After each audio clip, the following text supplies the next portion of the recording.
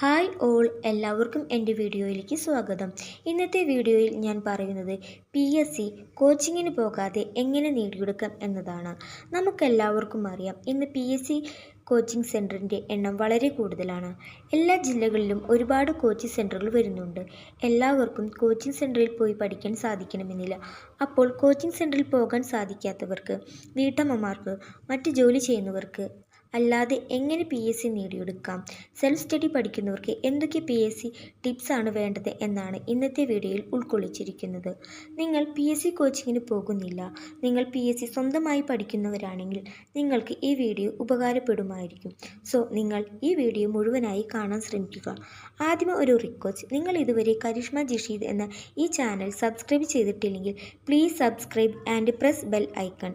ആദ്യം തന്നെ PSC prepare ചെയ്യുന്ന ഒരാളാണെങ്കിൽ നിങ്ങൾ ആദ്യം മനസ്സിലാക്കേണ്ടത് ഹാർഡ് വർക്ക് ചെയ്യാൻ തയ്യാറായിരിക്കണം എന്നതാണ്.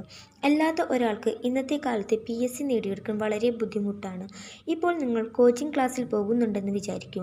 നിങ്ങൾ സ്വയം ചിന്തിച്ചു നോക്കൂ, കോച്ചിങ് ക്ലാസ്സിൽ പോകുന്നവരിൽ എത്ര പേർക്ക് PSC നേടിയെടുക്കാൻ സാധിക്കുന്നുണ്ടെന്ന്.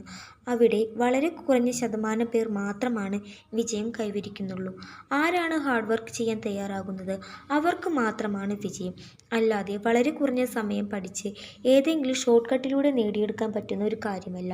നിങ്ങൾ ഹാർഡ് വർക്ക് ചെയ്യാൻ തയ്യാറാണ്, നിങ്ങൾ 2 വർഷം അല്ലെങ്കിൽ 3 വർഷം കൊണ്ട് PSC നേടിയെടുത്തേ തീരൂ എന്ന ആറ്റിറ്റ്യൂഡിൽ വർക്ക് ചെയ്യാൻ തയ്യാറാണെങ്കിൽ നിങ്ങൾക്ക് ഏതൊരു എക്സാമും ക്ലിയർ ചെയ്യാൻ സാധിക്കുന്നതായിരിക്കും.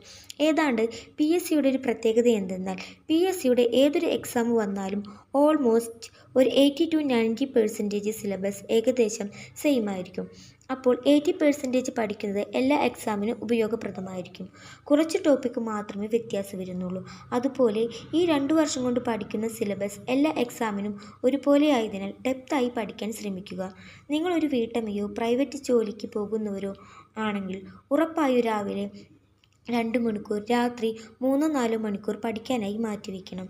നോട്ടിഫിക്കേഷൻ വന്നാൽ ആദ്യത്തെ 1 വീക്ക് അല്ലെങ്കിൽ 1 മന്ത് എല്ലാവർക്കും ആവേശമായിരിക്കും. ആ ആവേശം ജോലി കിട്ടുന്നതുവരെ നിലനിർത്താൻ നിങ്ങൾ ശ്രദ്ധിക്കണം.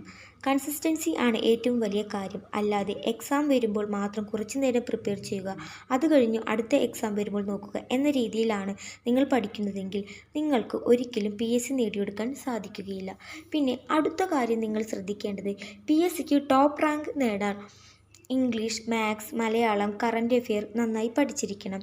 നിങ്ങൾ ഈ ഏരിയയിൽ വീക്കാണെങ്കിൽ GK വെച്ച് കവർ ചെയ്യാം എന്നൊരു ഉദ്യമം വെച്ച് പഠിച്ചിരുന്നാൽ നിങ്ങൾക്കൊരിക്കലും PSC നേടാൻ സാധിക്കുകയില്ല.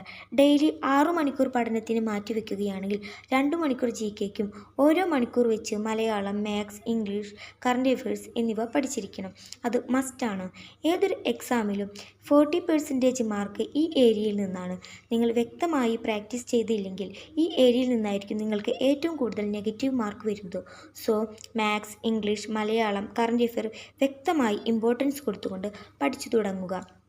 ഇനി നിങ്ങൾ ശ്രദ്ധിക്കേണ്ടത്, ഞാൻ ഓൾറെഡി പറഞ്ഞു, കൺസിസ്റ്റൻസിയെക്കുറിച്ച്. നിങ്ങളുടെ വീട്ടിൽ എന്തൊക്കെ പ്രശ്നങ്ങളുണ്ടായാലും മരണം ഒഴിച്ച് 4 മണിക്കൂർ പഠിക്കാൻ കഴിഞ്ഞില്ലെങ്കിൽ അറ്റ്ലീസ്റ്റ് 1 മണിക്കൂറെങ്കിലും പഠിക്കാൻ ശ്രമിക്കണം എന്ന ദൃഢനിശ്ചയം എടുത്തിരിക്കണം. ഒരു ഡേ പോലും സ്കിപ്പ് ചെയ്യരുത്. ഒരു ഡേ സ്കിപ്പ് ചെയ്താൽ അടുത്ത ദിവസം നമുക്ക് മടിയായിരിക്കും.